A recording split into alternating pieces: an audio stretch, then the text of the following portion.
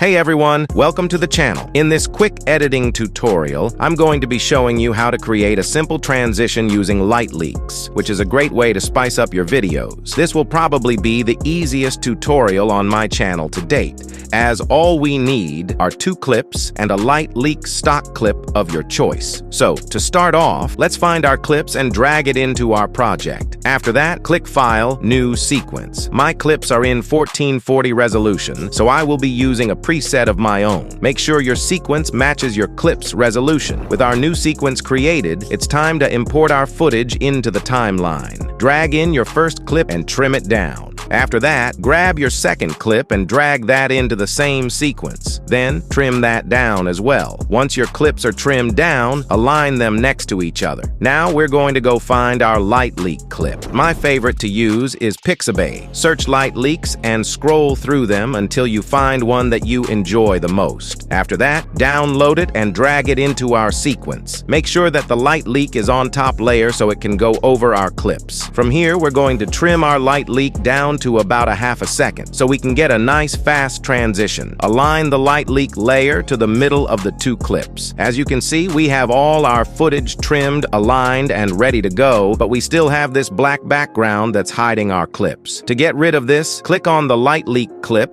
and go to Effect Controls. Once you're there, scroll down to the blending mode and select Screen. Once you preview your sequence, you can see that the black background is gone and the transition is complete. And that is it for this video. I hope you guys learned something out of this. If you enjoyed this video, you can always support the channel by liking this video and subscribing. If you have any questions or would like to recommend the next video, leave a comment down below. Thanks everyone.